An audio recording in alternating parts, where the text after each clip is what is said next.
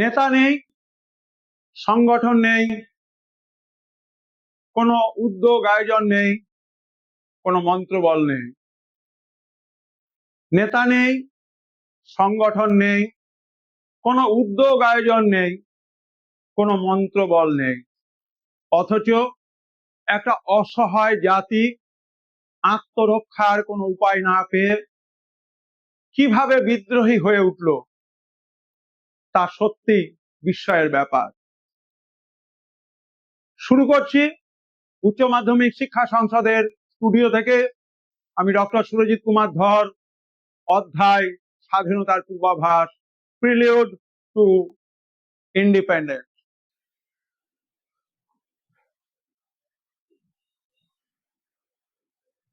ভারতের স্বাধীনতার পূর্বাভাস।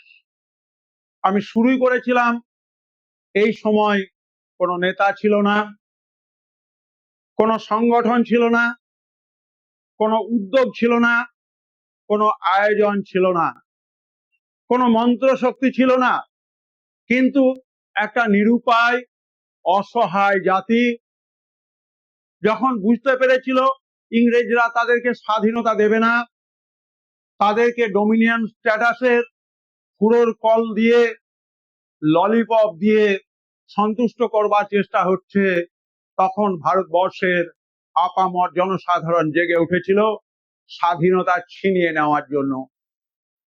স্বাধীনতা দয়ার দান নয়, স্বাধীনতা আমাদের অধিকার। মহান এই বাণীর যিনি স্রষ্টা, তিনি হলেন আমাদের বিশ্ববরেণ্য সবার নেতাজি সুভাষচন্দ্র বসু। আজকের এই অধ্যায় স্বাধীনতার পূর্বাভাস আলোচনায় আমরা ঘটনা পরম্পরা দেখব। ক্রিপ্ট মিশনের ব্যর্থতা, দ্বিতীয় বিশ্বযুদ্ধের প্রেক্ষাপট, বাজারে জিনিসপত্রের দাম আকাশ ছোঁয়া, শস্যহানি এবং এর ফলে মানুষের মধ্যে পুঞ্জীভূত ধূমায়িত অসন্তোষ, এবং সেই ধূমায়িত অসন্তোষের জায়গাতে গান্ধীজি কি অহিংসার পথ নেবেন, না পরিবর্তনশীল প্রেক্ষাপটে তিনি পরিবর্তনকে মেনে নিয়ে মানুষের মধ্যে যে জাগরণ ঘটেছে, গণজাগরণ ঘটেছে এবং ভারতের স্বাধীনতার মুহূর্ত আসন্ন, তাকে মেনে নেবেন। এই জায়গায় আমরা গান্ধীজিকে অদ্ভুত নীরবতা লক্ষ্য করতে দেখি। তিনি অহিংস পন্থা, অহিংস মত, সত্যাগ্রহকে মেনে নিয়েছিলেন, একই সঙ্গে ভারতবর্ষের আপামর জনসাধারণের চাহিদাকে কিন্তু অস্বীকার করতে পারেননি। উচ্চ মাধ্যমিক স্টুডিও থেকে সবাইকে শুভেচ্ছা, সবাইকে অভিনন্দন জানিয়ে আমি ডক্টর সুরজিৎ কুমার ধর। শুরু হচ্ছে স্বাধীনতার পূর্বাভাস। ভারতবর্ষের ভারত ছাড়ো আন্দোলনের প্রেক্ষাপটে আমরা দেখতে পাই স্যার স্ট্রাফোর্ড ক্রিপ্সকে ভারতবর্ষের স্বাধীনতা দেওয়ার জন্য সিদ্ধান্ত বিভিন্ন রাজনৈতিক দল, ভারতবর্ষের যারা তৎকালীন রাজনৈতিক নেতা ছিলেন, তাদের সঙ্গে বসে আলাপ আলোচনার মাধ্যমে মিটিয়ে নেওয়ার জন্য ইংল্যান্ড থেকে পাঠানো হয়েছিল। স্যার স্ট্রাফোর্ড ক্রিপ্স ভারতবর্ষের নেতাদের কাছে সংবিধান রচনা করবার, সংবিধানের দৃষ্টিভঙ্গি তৈরি করবার জন্য গুরু দায়িত্ব দিয়েছিলেন। স্যার স্ট্রাফোর্ড ক্রিপ্স উদারপন্থী মতবাদের দ্বারা এতটাই অনুপ্রাণিত ছিলেন যে তিনি ভারতবর্ষের স্বাধীনতা সেটি প্রত্যাশিত, এটা জানতেন।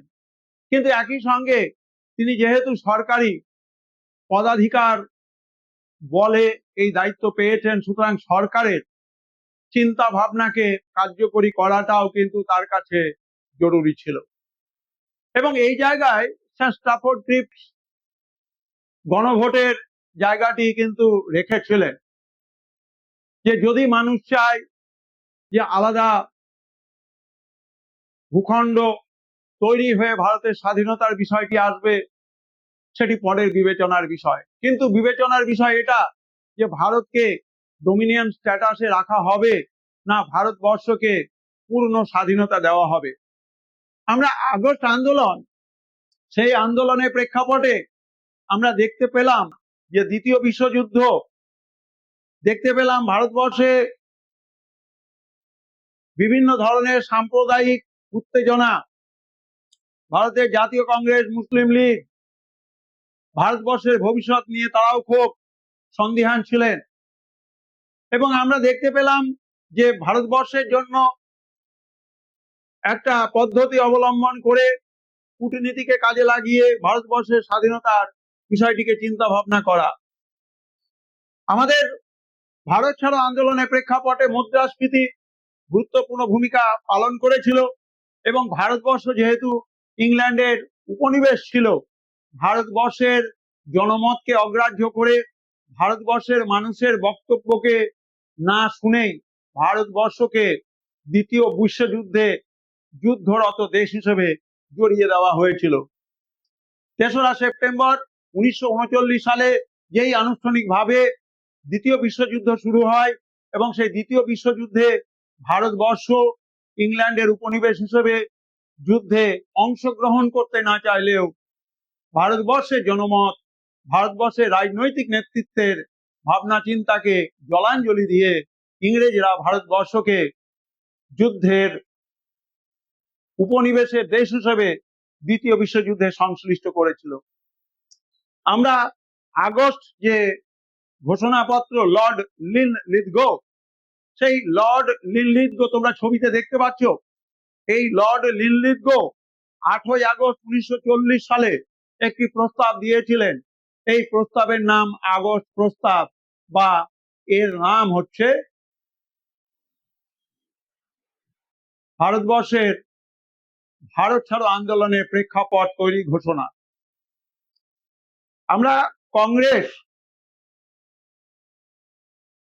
ক্রিপ্ট যে মিশন এসেছিল, সেই ক্রিপ্ট মিশনের কাছে যে দাবি দাওয়াগুলো ছিল, সেই দাবি দাওয়াগুলো কতটা পূর্ণ হয়েছে, কতটা বাস্তবায়িত হবে, এই দোলাচল অবস্থার মধ্য থেকে আমরা স্যার স্ট্যাফোর্ড ক্রিপ্টকে তার প্রস্তাবগুলো পাশ করতে দেখলাম।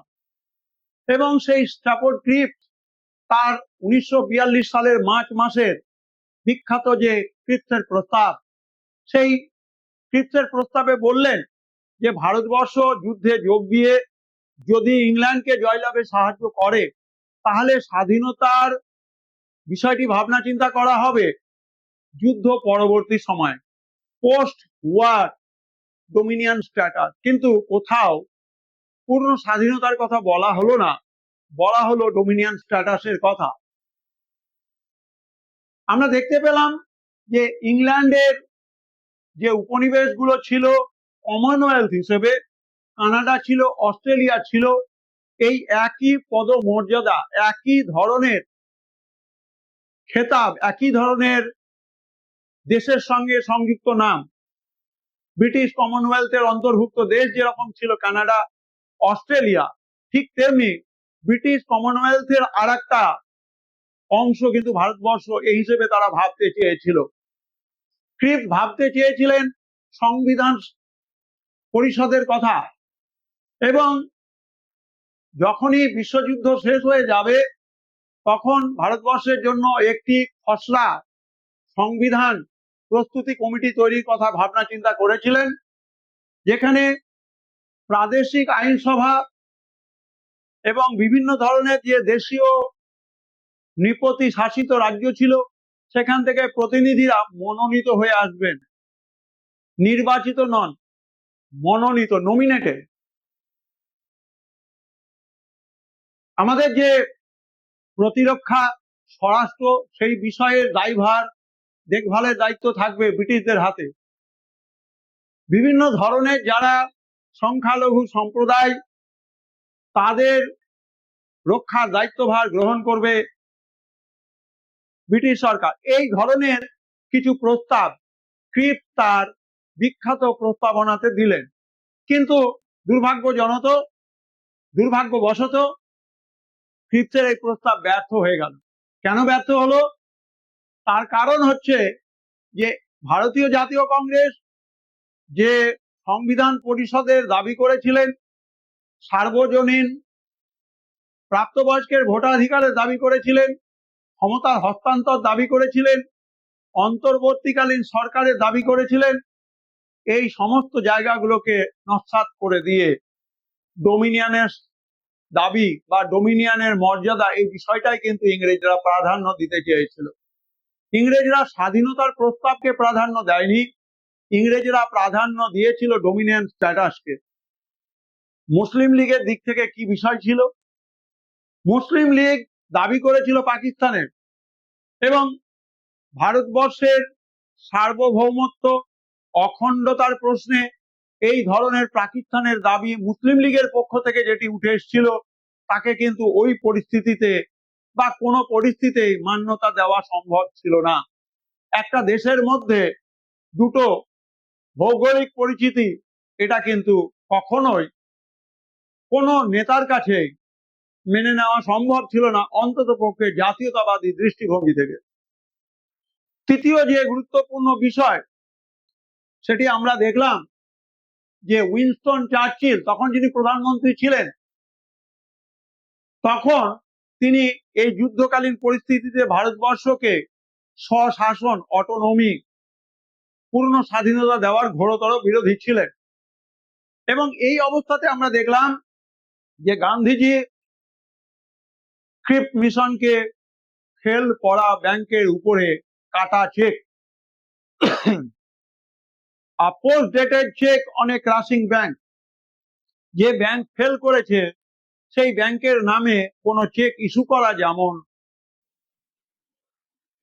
অযৌক্তিক, অবান্তর, ঠিক তেমনি ইংরেজদের হাত থেকে তাদের উপনিবেশের যে দেশগুলো ছিল সেগুলো আস্তে আস্তে ইংল্যান্ডের নিয়ন্ত্রণের বাইরে চলে যাচ্ছিল। সুতরাং এরকম অবস্থায় দাঁড়িয়ে উইনস্টন চার্চিল ভারতবর্ষকে অটোনমি দিতে না চাইলেও ভারতবর্ষের স্বাধীনতার পূর্বাভাস কিন্তু চলে এসেছিল, যে ভারতবর্ষের স্বাধীনতার সময়ের অপেক্ষা, আজকে হোক 5 বছর পরে হোক, ভারতবর্ষকে স্বাধীনতা দিতে হবে। তার কারণ এই সময় কোনো নেতা, কোনো সংগঠন, কোনো উদ্যোগ আয়োজন, কোনো ব্যক্তি গান্ধী, কোনোটাই কিন্তু কার্যকরী হয়নি। স্বতঃস্ফূর্ত জনতার জাগরণ হয়েছিল, জনতা নিজে নিজে আন্দোলনের নেতৃত্ব ভার তুলে নিয়েছিল। আমি ব্যাখ্যাতে আসছি। নেতা নেই, সংগঠন নেই, উদ্যোগ আয়োজন নেই, কোনো মন্ত্রবল নেই, অথচ একটা অসহায় জাতি আত্মরক্ষার কোনো উপায় না পেয়ে কিভাবে বিদ্রোহী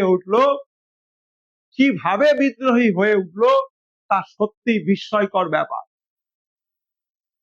আমরা জানি যে 14 July all India Congress committee তার ওয়ার্ধা সম্মেলনে ভারত ছাড়ো প্রস্তাবকে আনুষ্ঠানিক ছাড়পত্র দিয়েছে। এআইসিসি 14 জুলাই ওয়ার্ধা কংগ্রেসে ভারত ছাড়ো প্রস্তাব সর্বান্তকরণের সম্মতি লাভ করে এবং ঠিক হয় 8ই আগস্ট ভারত ছাড়ো আন্দোলন শুরু হবে। কেন নেতা নেই? 8ই আগস্ট মধ্যরাত্রে মহাত্মা গান্ধী, জওহরলাল নেহেরু, আঞ্চলিক স্তরের যারা নেতা ছিলেন, সরোজিনী নাইডু, সুচেতা কৃপালনী, সবাইকে গ্রেপ্তার করা হলো। গ্রেপ্তার করে বিভিন্ন জেলে তাদেরকে বন্দি করা হলো। তাহলে নেতা নেই। সংগঠন বলতে আমরা সেই প্রেক্ষাপটে ভারতবর্ষে জাতীয় কংগ্রেস দলটাকে বুঝতাম। জাতীয় কংগ্রেসের বড়, মাঝারি, ছোট সব নেতাই জেলবন্দি হয়েছেন। তাহলে নেতা নেই, সংগঠন নেই। তাহলে স্বাভাবিকভাবে এই সময় কারা আন্দোলনটা পরিচালনা করবে? নেতা নেই, সংগঠন নেই, কোনো উদ্যোগ আয়োজন নেই, কোনো অলৌকিক কোনো মন্ত্র বা জাদুশক্তি নেই, কিন্তু একটা দেশের মানুষের স্বাধীনতার আকাঙ্ক্ষাটাই বড় ছিল। তার ফলে আমরা দেখতে পাই যে এই সময় গোটা ভারতবর্ষের সমস্ত স্তরের মানুষ তারা কিন্তু বিদ্রোহে সামিল হয়েছেন। স্বতঃস্ফূর্ত গণজাগরণ ঘটেছে। বাটলারের লেখা যদি আমরা পড়ি, হার্টকোট বাটলার, আমরা পেন্ডেরাল মুনের যে রোজ নামচা সেটা যদি পড়ি, আমরা জ্ঞান পাণ্ডের যদি আগস্ট আন্দোলনের সময় ইতিহাসের পরিসংখ্যান ভিত্তিক আলোচনা দেখি, তাহলে সত্যি আমরা বলতে বাধ্য হব যে ভারতবর্ষের স্বাধীনতা ছিল সময়ের অপেক্ষা, কারণ সর্বস্তরে কিন্তু বিদ্রোহ ঘটেছে। 1857 সালে সিপাহীদের মধ্যে বিদ্রোহ হয়েছিল, আমরা এখানে দেখবো রয়্যাল ইন্ডিয়ান নেভিতে বিদ্রোহ হয়েছে, নৌবাহিনীর তলোয়ার জাহাজে বিদ্রোহ হয়েছে। বীরভূমের শান্তিনিকেতনের সাঁওতাল, আদিবাসী, বাগদি, বাউরি এরা বিদ্রোহে সামিল হয়েছে। বালুরঘাট, দিনাজপুরের আদিবাসী প্রান্তিক জনজাতির মানুষ বিদ্রোহে সামিল হয়েছে। এই জন্য আমি বললাম একে বলা যেতে পারে স্বাধীনতার পূর্বাভাস। তো আমরা দেখলাম যে সবাই নেতারা গ্রেপ্তার হয়েছেন, প্রথম সারির, মাঝারি, ছোট সমস্ত ধরনের কংগ্রেস নেতাদের গ্রেপ্তার বরণের ফলে যে শূন্যতা, সেই শূন্যতা থাকেনি, কারণ মানুষ স্বাধীনতার স্বাদ পেয়ে গেছিল। মানুষ আগস্ট আন্দোলনে স্বতঃস্ফূর্তভাবে অংশ নিয়েছিল এবং আমরা দেখলাম যে এই আন্দোলন আস্তে আস্তে বিভিন্ন জায়গায় ছড়িয়ে পড়ছে। রেলওয়ে লাইন, টেলিগ্রাফ, থানা, পোস্ট অফিস আক্রান্ত হচ্ছে এবং যোগাযোগ বিচ্ছিন্ন করে দেওয়া হচ্ছে। বিভিন্ন জায়গায় হরতাল হচ্ছে, ধর্মঘট পালিত হচ্ছে, বিভিন্ন ধরনের জনসভা হচ্ছে প্রত্যন্ত গ্রাম বাংলায়, বিশেষভাবে বিহার, মহারাষ্ট্র, উত্তর প্রদেশের পূর্বাঞ্চল, কর্ণাটক, এবং এখানে দেখা যাচ্ছে সমান্তরাল সরকার তৈরির ব্যবস্থা, প্যারালাল লোকাল গভর্নমেন্ট। কিরকম? আমরা বাংলার ক্ষেত্রে দেখি তাম্রলিপ্ত জাতীয় সরকার, তমলুকে সুশীল ধারা, সতীশ সামন্ত এদের নেতৃত্বে তাম্রলিপ্ত জাতীয় সরকার তৈরি হয়েছে। এটাকেই বলা হচ্ছে প্যারালাল লোকাল গভর্নমেন্ট। সাতারা মহারাষ্ট্রের, তমলুক মেদিনীপুরের বাংলা, উত্তরপ্রদেশের বালিয়া, এই জায়গার উপরে ইংরেজদের নিয়ন্ত্রণ পুরোপুরি মানুষ অস্বীকার করেছিল। মানুষ স্বঘোষিত রাজা হয়ে গিয়েছিল। মানুষ স্বাধীনতার আকাঙ্ক্ষায়, তারা স্বাধীনতা পেয়ে গেছে এই চিন্তা ভাবনার বশবর্তী হয়েছিল, কারণ তারা লোকাল প্যারালাল গভর্নমেন্ট, সমান্তরাল ইংরেজদের সরকারের মতোই সেখানে জাতীয় সরকার তৈরি করেছিল। এবং এই জাতীয় সরকার তৈরি করার ক্ষেত্রে আমাদের বাংলার মেদিনীপুরে তমলুক এগিয়েছিল। শুধু তমলুক নয়, সুতাহাটা, নন্দীগ্রাম, মহিষাদল, খেজুরি, ধারসানা, এই সমস্ত জায়গায় মানুষ স্বাধীনতা ঘোষণা করে বসেছিল, ইংরেজদের নিয়ন্ত্রণ থেকে বেরিয়ে গিয়েছিল।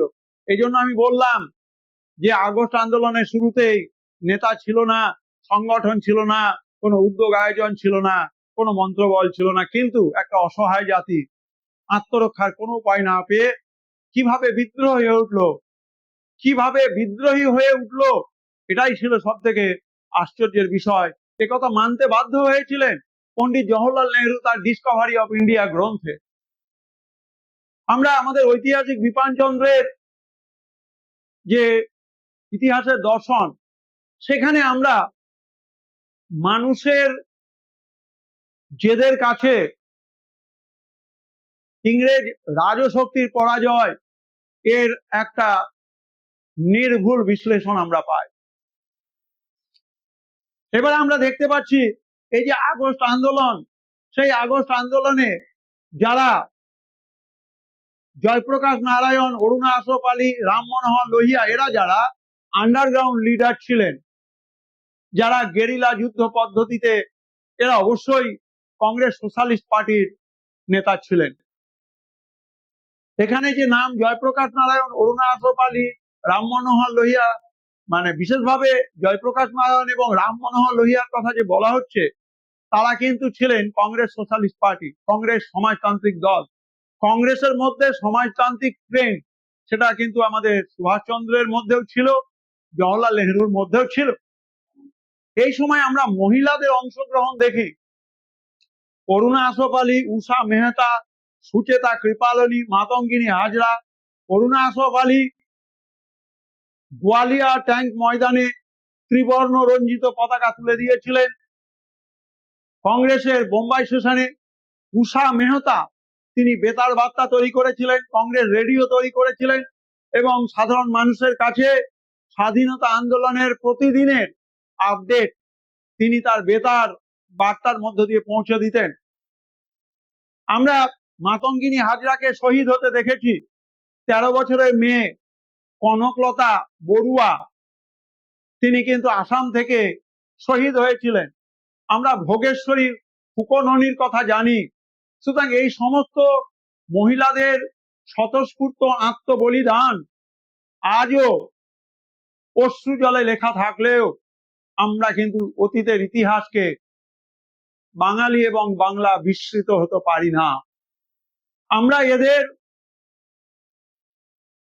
বিপ্লবীদের রক্ত রাঙানো পথ ধরে যে স্বাধীনতা পেয়েছি, সেই সমস্ত শহীদ, সেই সমস্ত দেশ মাতৃকার শৃঙ্খল মোচনের জন্য যারা আত্মবলিদান করেছেন, তাদের প্রতি আমাদের সশ্রদ্ধ প্রণাম, কৃতজ্ঞতা জানাই। আমরা ছাত্রদের ভূমিকা আমরা দেখতে পাই। বিভিন্ন ধরনের যে শিল্প, মিল, রেল, বিভিন্ন ধরনের যে সরকারি কর্মক্ষেত্রগুলো ছিল, সেখানে কর্মচারীরা অংশ নিয়েছিলেন। এবং যে জায়গাটার উপরে সব থেকে বেশি গুরুত্ব দিতে চাইছি, যে এতদিন আন্দোলন ভারতবর্ষের আগস্টের আগে পর্যন্ত ছিল শহর কেন্দ্রিক আন্দোলন। 1942 সালের আগস্ট আন্দোলনের আগে পর্যন্ত ভারতবর্ষের সমস্ত প্রান্তে যত আন্দোলন হয়েছে তা ছিল শহর কেন্দ্রিক আন্দোলন। এবং there was a shifting of power from town to the hand of the village people. গ্রামের মানুষের হাতে স্বাধীনতা আন্দোলনের চাবিকাঠি চলে এসেছিল, তারা নিয়ন্ত্রণ হয়েছিলেন। বালিয়ার কথা আমরা বললাম, আমরা বীরভূমের শান্তিনিকেতনের কথা বললাম, আমরা বালুরঘাটের কথা বললাম, দিনাজপুরের কথা বললাম। এখানে সাঁওতাল, আদিবাসী, বাগদি, বাউরি, খেটে খাওয়া দিনমজুর প্রান্তিক মানুষের অংশগ্রহণ 1942-এর আগস্ট আন্দোলনকে স্বতঃস্ফূর্ত জন আন্দোলন, জনতার আন্দোলনে রূপান্তরিত করতে পেরেছিল।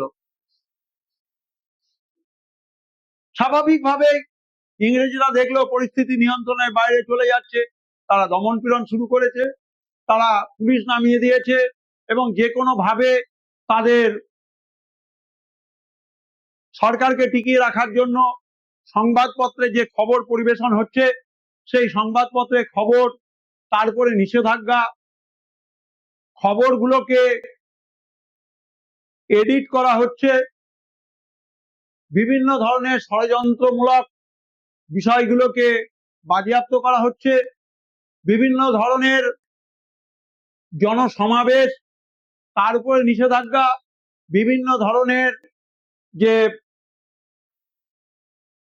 জনযাত্রা মানে মানুষের পদযাত্রা, বিভিন্ন ধরনের যে আন্দোলন, তার উপর নিষেধাজ্ঞা, এবং জমায়েত, এগুলোকে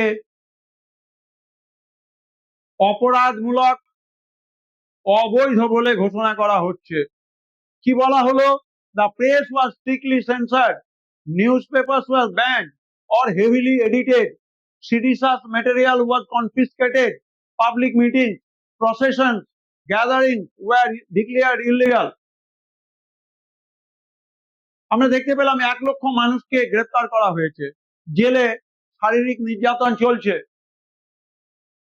জেলবন্দি অবস্থাতে বিপ্লবীদেরকে পিটিয়ে মেরে ফেলা হচ্ছে এবং কোন ধরনের বিচার ছাড়া আদালতে তাদেরকে পেশ না করে অন্যায়ভাবে জেলে আটকে রাখা হচ্ছে। এবং এইভাবে আমরা দেখতে পেলাম যে গান্ধীজি এই অবস্থাতে তার বিবৃতি দরকার ছিল। গান্ধীজির objection two violence and clarification. Gandhiji ছিলেন অহিংস অসহযোগ আন্দোলনের পক্ষপাতী এবং সেই জায়গায় দাঁড়িয়ে দেখা যাচ্ছে যে এখানে জনতা সহিংস আন্দোলন পরিচালনা করছে, যেটা গান্ধীজির দর্শন, গান্ধীজির রাজনৈতিক মত এবং পথের পুরোপুরি বিরোধী ছিল। এবং এই জায়গা থেকে দাঁড়িয়ে গান্ধীজি কি বার্তা দিচ্ছেন যে যখন আইন অমান্য আন্দোলন, অসহযোগ আন্দোলন হয়েছে, তার থেকে ভারত ছাড়ো আন্দোলনের পার্থক্য, it was a call for immediate British withdrawal. Bharatvarsha থেকে ব্রিটিশদেরকে সরে যাওয়ার বার্তা। and thus earned the name of the final battle for freedom. Gandhiji চিহ্নিত করলেন এটাকে চূড়ান্ত যুদ্ধ, ফাইনাল ব্যাটেল। তা স্বাভাবিকভাবে যদি শেষ যুদ্ধ বলেই ঘোষণা করা হয়, তাহলে তো সেখানে অহিংসার সঙ্গে সহিংসা আসবে, এটাই স্বাভাবিক।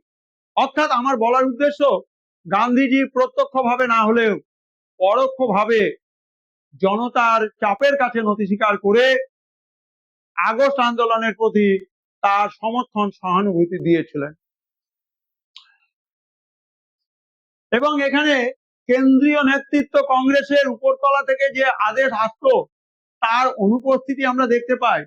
অর্থাৎ কংগ্রেস আর এটার নিয়ন্ত্রণের দায়িত্ব নিতে পারার মতো জায়গায় ছিল না, কারণ তারা জানতো যে জনগণ স্বাধীনতার স্বাদ পেয়েছে, তাদেরকে বিভিন্ন ধরনের প্রতিশ্রুতি দিয়ে আর আটকে রাখা যাবে না, কারণ স্বাধীনতা আসন্ন। তার জন্য আমরা দেখতে পাই উত্তরপ্রদেশের বালিয়া, মহারাষ্ট্রের সাতারা, বাংলার তমলুকে কি হয়েছে? জনগণের রাজ, পিপলস রাজ প্রতিষ্ঠা হয়েছে। জনগণের রাজ, আমাদের গান্ধীজি তার লোকায়ত সঙ্গীতে রামরাজ্যের কথা বলেছিলেন। রামরাজ্য মানে এরকম ব্যাপার নয়, কোন রাজনৈতিক দলের স্লোগান নয়। রামরাজ্য মানে হচ্ছে এমন একটা ভৌগোলিক অঞ্চল এবং সেখানে বাস করা মানুষ, যেখানে শোষণ থাকবে না, যেখানে নিপীড়ন থাকবে না, যেখানে ভেদাভেদ থাকবে না, যেখানে জাতপাতের বিষয় থাকবে না, যেখানে উঁচু নিচ ভেদাভেদ থাকবে না, এবং সবাই সুখে শান্তিতে একে অপরের সঙ্গে ভাব বিনিময়ের মাধ্যমে থাকবে। একেই বলা হচ্ছে পিপলস রাজ, রামরাজ্য, জনতার রাজ্য। জনগণই সেখানে শেষ কথা বলবে। উপর থেকে আসা কমান্ড ফ্রম অ্যাভাব, এটা কিন্তু তত্ত্ব হিসেবে এই সময় আগস্ট আন্দোলনে কিন্তু কার্যকরী হয়নি।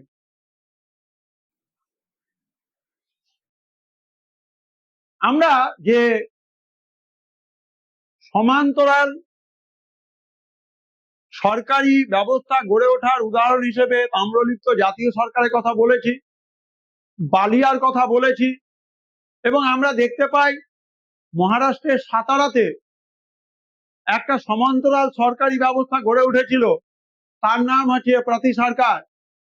প্রতি সরকার নানা পাটেলের নেতৃত্বে গড়ে উঠেছিল এবং 1942 থেকে 1945 এই সময়ের মধ্যে তারা আইন শৃঙ্খলা বিভিন্ন ধরনের কর সংগ্রহ করা, বিভিন্ন ধরনের যে বিবাদ সালিসি মীমাংসার কাজ করেছে এবং বিভিন্ন ধরনের ব্রিটিশ সরকারি দুর্নীতিগ্রস্ত বা বিভিন্ন ধরনের অন্যায় কাজের সঙ্গে যুক্ত সরকারি ব্রিটিশ অফিসার যারা প্রমাণিত হয়েছিলেন, দোষী সাব্যস্ত হয়েছিলেন, তাদেরকে শাস্তি দেওয়া হয়েছে।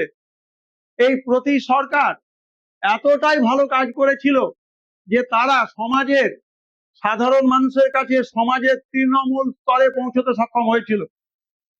মহারাষ্ট্রের সাতারাতে যে প্রতি সরকার গড়ে উঠেছিল, সেই প্রতি সরকার মানুষের আস্থাভাজন হতে পেরেছিল, ন্যায় সমতা ফিরিয়ে এনেছিল।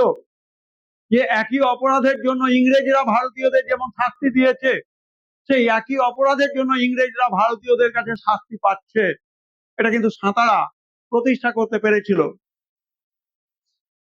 আমরা বাংলার ক্ষেত্রে তমলুকে দেখি তাম্রলিপ্ত জাতীয় সরকার, সুশীল ধারা, সতীশচন্দ্র সামন্ত, এবং এরা এই সময় প্রাকৃতিক দুর্যোগের মোকাবিলা করবার জন্য খাদ্য সরবরাহ ব্যবস্থা, বিভিন্ন ধরনের আইন শৃঙ্খলা প্রতিরোধ করবার জন্য পারস্পরিক সমঝোতা, এবং এই তাম্রলিপ্ত জাতীয় সরকার বিদ্যালয় খুলেছিল, বিভিন্ন ধরনের স্বাস্থ্য কেন্দ্র খুলেছিল, যে প্রাকৃতিক দুর্যোগ বা এই আন্দোলনে চলার সময় যারা ক্ষতিগ্রস্ত হয়েছে শারীরিকভাবে তাদের চিকিৎসার সুবন্দোবস্ত করেছিল।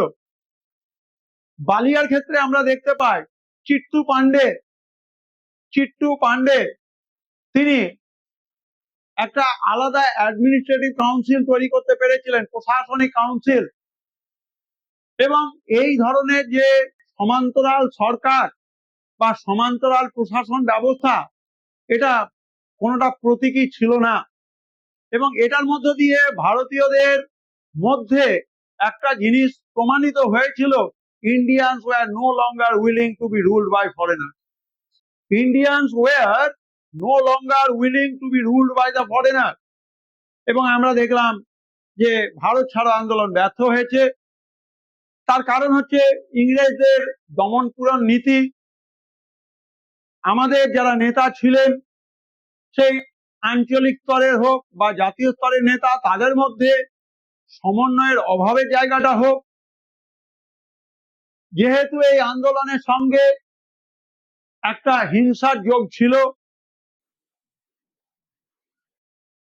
আমরা আরো দেখতে পাই যে বিভিন্ন ধরনের রাজনৈতিক ঘাত প্রতিঘাতের মধ্যে মিশেছিল।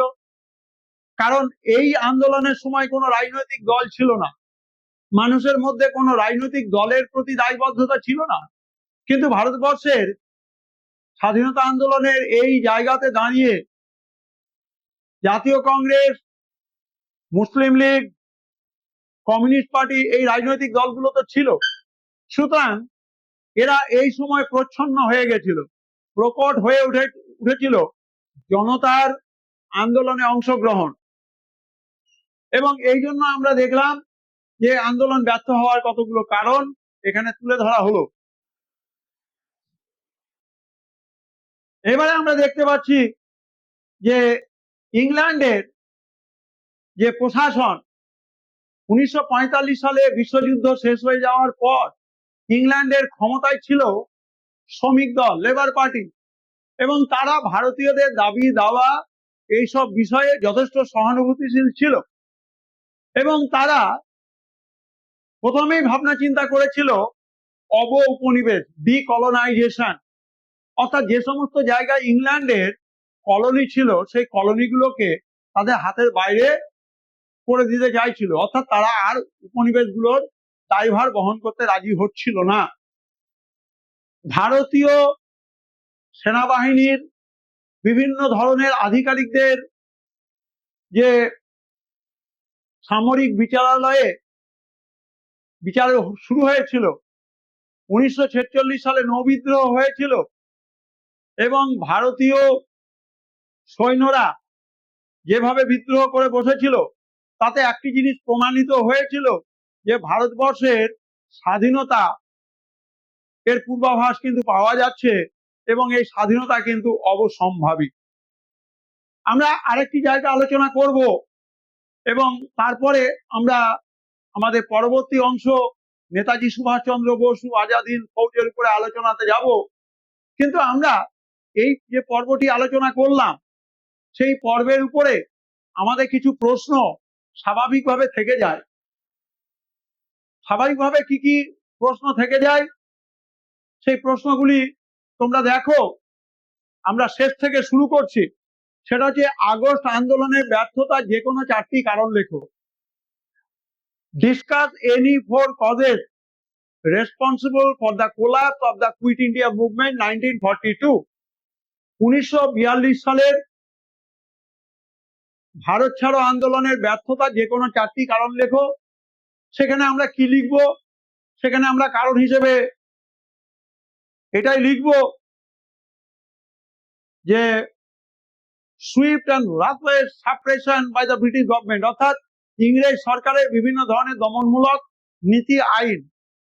Lack of detailed and coordinated plan, অর্থাৎ আমাদের যারা জাতীয় স্তরের নেতা, আঞ্চলিক স্তরের নেতা, ছোট নেতা, মাঝারি নেতা, তাদের মধ্যে বিস্তারিত এবং একে অপরের সঙ্গে যোগ সাজস রেখে যে আন্দোলন পরিচালনা করা, এই জায়গার অভাব ছিল।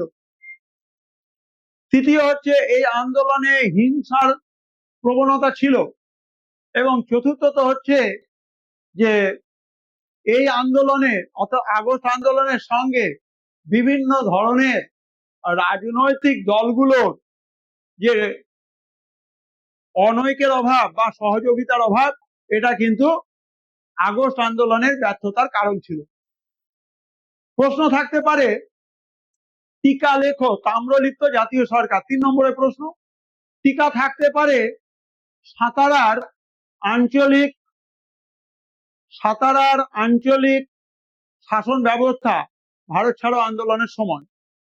তোমাদের এখানে দেখো তাম্রলিপ্ত জাতীয় সরকার টিকা আলোচনা আছে, সাতারাতে যে লোকাল প্যারালাল গভর্নমেন্ট সে বিষয়ে আলোচনা রয়েছে। আমাদের আগস্ট আন্দোলনের কয়েকটি বৈশিষ্ট্য লেখো যদি জানতে চাওয়া হয়, তাহলে আমরা কি লিখব? Discuss the salient features of the quit India movement of 1942। তাহলে প্রথমেই আমরা বলবো this was a mass movement, এটি হচ্ছে গণ আন্দোলন। দ্বিতীয় আমরা বলবো there was a shifting of power from town to village, অর্থাৎ এতদিন পর্যন্ত আন্দোলন ছিল শহর কেন্দ্রিক, আগস্ট আন্দোলন গ্রাম কেন্দ্রিক। আগস্ট আন্দোলনে কোনো ধরনের শহুরে নেতৃত্বের প্রভাব ছিল না, স্পন্টেনিয়াস এটা বিদ্রোহ ছিল, প্রত্যেকটি সাধারণ মানুষ এখানে বিদ্রোহে অংশ নিয়েছিল। অ্যাবসেন্স অফ সেন্ট্রাল কমান্ড আর একটা হচ্ছে সাইকোলজিক্যাল টার্নিং পয়েন্ট, এগুলো হচ্ছে সেলিয়েন্ট ফিচার। তাহলে what are the salient features of the Quit India movement? Number 1, final and most decisive phase. Number 2, mass character and national spread, shifting of power from town to village, absence of central command, psychological turning point. তোমাদের কাছে প্রশ্ন জানতে চাওয়া হতে পারে যে role of women, write a short note on role of women during quit India movement. Bharat ছাড়ো আন্দোলনের সময় মহিলাদের ভূমিকা বা মহিলাদের অবদান লেখো। 3 নম্বর প্রশ্ন মানে টাইপ 1 এর প্রশ্ন, টাইপ 2 এর প্রশ্ন মানে 4 নম্বরের প্রশ্ন, এ বিষয়ে প্রশ্ন করা হতে পারে। তোমাদের প্রশ্ন করা থাকতে পারে সেটা হচ্ছে ভারত ছাড়ো আন্দোলন কোন প্রেক্ষাপটে শুরু হয়েছিল? What was the background for launching quit India movement? কি কারণে ভারত ছাড়ো আন্দোলন শুরু হয়েছিল? তোমাদের কাছে জানতে চাওয়া হতে পারে what are the proposal laid down in the Cripps mission? ক্রিপ্সের প্রস্তাবনায় কি কি বলা হয়েছিল? ক্রিপ্সের প্রস্তাব কেন ব্যর্থ হয়েছিল? Why the Cripps proposal was failed? Why the Cripps proposal came into failure? Discuss causes. সুতরাং তোমরা এই আমাদের প্রথম যে অংশটি স্বাধীনতার পূর্বাভাস, তার প্রথম অংশ আমি চিহ্নিত করেছি, সেটি হচ্ছে মহাত্মা গান্ধী এবং তার নেতৃত্বে যে আন্দোলন হয়েছিল ভারত ছাড়ো আন্দোলন, সে বিষয়ে তোমাদেরকে আমাদের স্টুডিও থেকে ধারণা দিলাম। পরবর্তী এপিসোড আমাদের নেতাজি সুভাষচন্দ্র বসু আজাদ হিন্দ ফৌজ।